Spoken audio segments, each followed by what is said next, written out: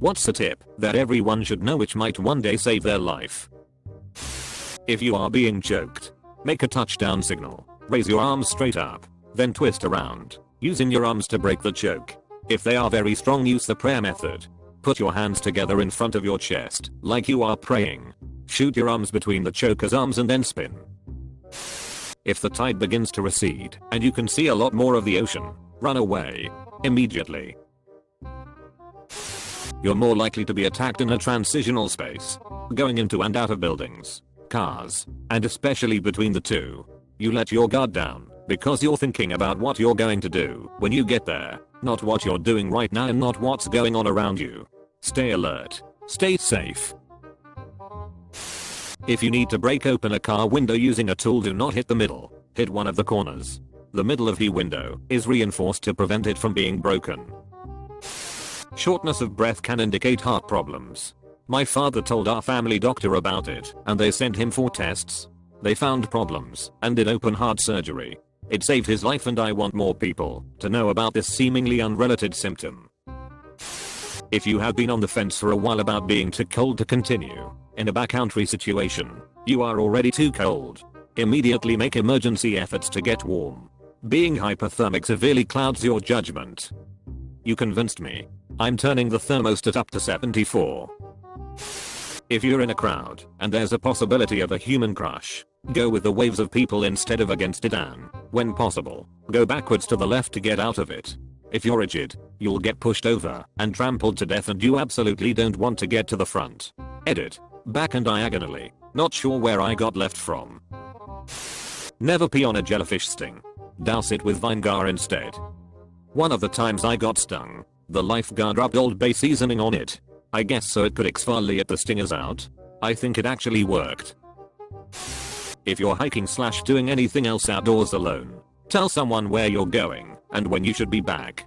If you become incapacitated, this will increase survival chances by a lot. If you live alone, have a check-in person that you text goodnight and will notice if you don't. A coworker living alone choked to death in her home. You just never know. Edit. Yes, I know this wouldn't have saved my coworker from choking. I put it more to show that it isn't just elderly who have unexpected risks when living alone. A better example would be falling in the shower and getting nosed out. My sincerest apologies to people with shower anxiety now. Yeah, who doesn't have a person to text goodnight? Sob. What time zone are you? I'll text ya. Edit. If you're in Australia, I'll text you. As a lifelong Floridian, I see this all the time here and elsewhere in the news. In the event of a disaster, stay the away from downed power lines. Don't walk along the street with them. Don't drive your car over them. Don't take selfies with them. They're thunder noodles and have been known to kill. If you've been stabbed, leave the sharp object in the wound until it can be treated by a professional. Sometimes the knife / stick / whatever is the only thing sealing the wound, so you don't bleed out. On a similar note, if you for some reason get stabbed in the eye with a stick, cover both eyes. Moving your injured eye can cause more damage, and it's impossible to move your eyes independently, and if they aren't covered, you'll instinctively look around with the uninjured one. Source: Boy Scout First Aid Training. I've never thought about the fact that you can't move your eyes independently. Now it's driving me insane that I can't. It would probably drive you more insane if you could. Put toilet paper in your cars. I once saw a man taking a roadside emergency dump while holding onto a tire to keep from falling back into the demon he was releasing.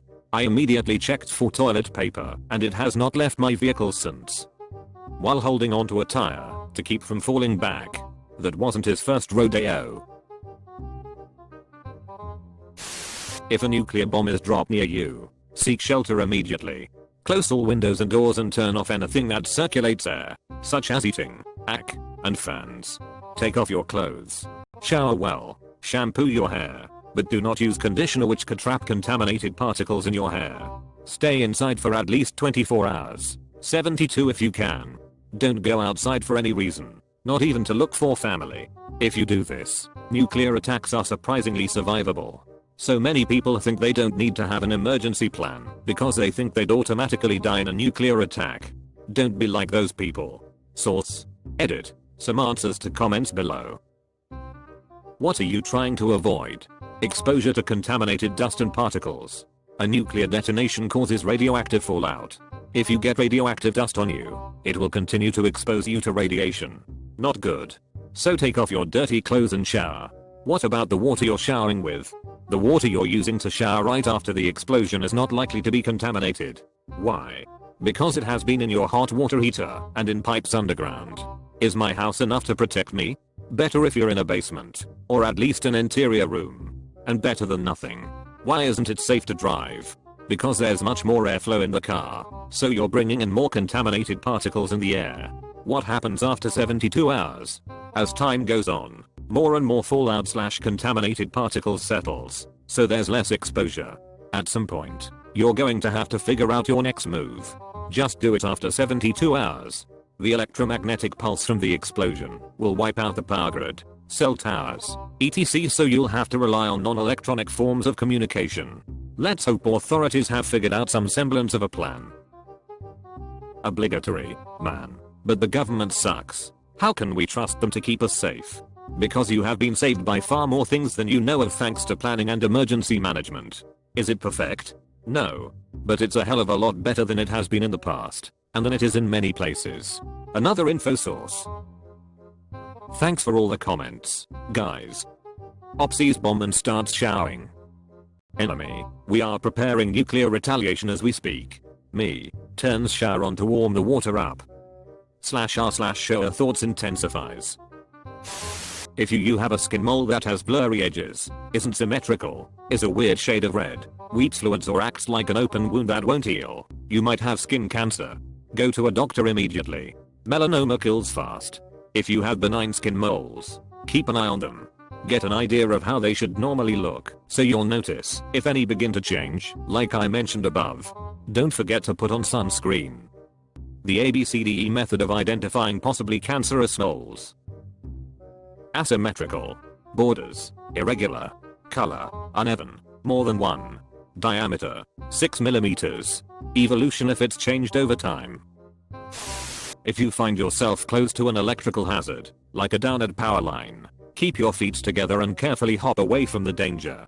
The electric differential between your legs can fry you if the charge is high enough. Ever wonder why sometimes there are whole herds of animals that die from a single lightning strike? This is why.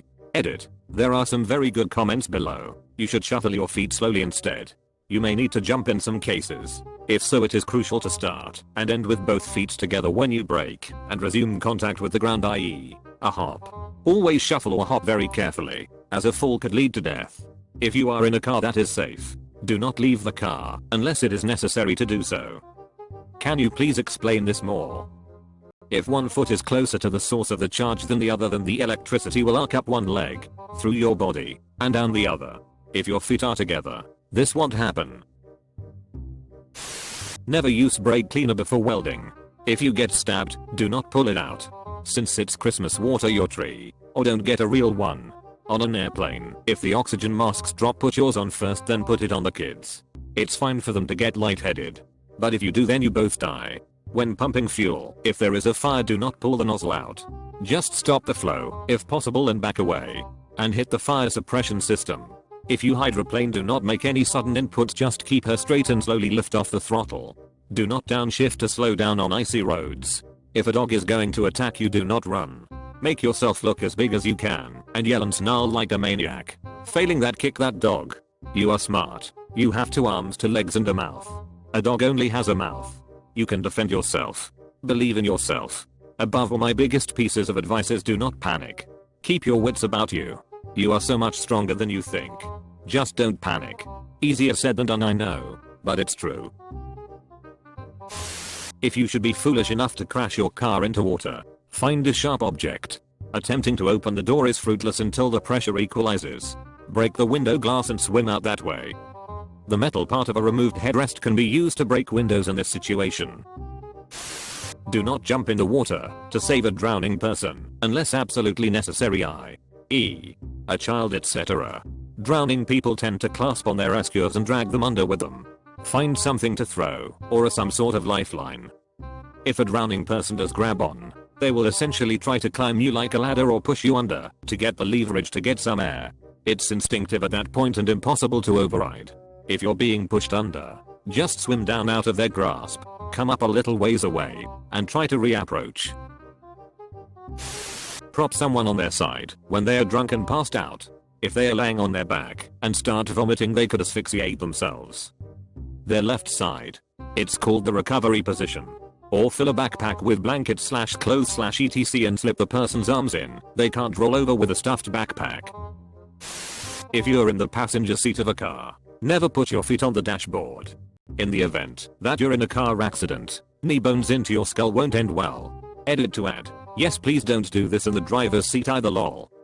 And if it doesn't damage your face, it will damage your hips. This is how I messed up my hips when I was 17. It's not been a fun ride guys. Keep your feet and legs down at all times. Get a coke gas detector in your house. One near the furnace and one near your bedroom. Cannot smell or see coal leaks from regular household furnaces.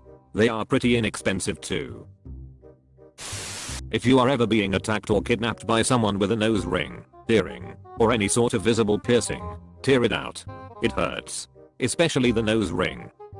Had a coworker arguing with me about this the other day. Well, if someone ripped out my piercings then I'd get pissed and the fight would be on. Oops. Even ripping out piercings, this is a serious situation. Don't mix household cleaners. Especially don't mix bleach with ammonia. That'll produce a toxic gas that can kill you. Edit. Here's a link to some discussion on the topic. Might not be the best, but it's the first one I found. If I'm reading correctly, this mix produces chloramine gas, not mustard gas. Apparently this still happens frequently. The thing to do, if it happens to you, is to GTFO out the place where the mixing happened. Get to fresh air. Don't pee on a cloth and breathe through that. GTFO. My not so bright uncle did this to clean a toilet bowl. Leaned over towards it and made himself very sick. He also cleaned grass from a lawnmower chute while the mower was still running. That did not end well either.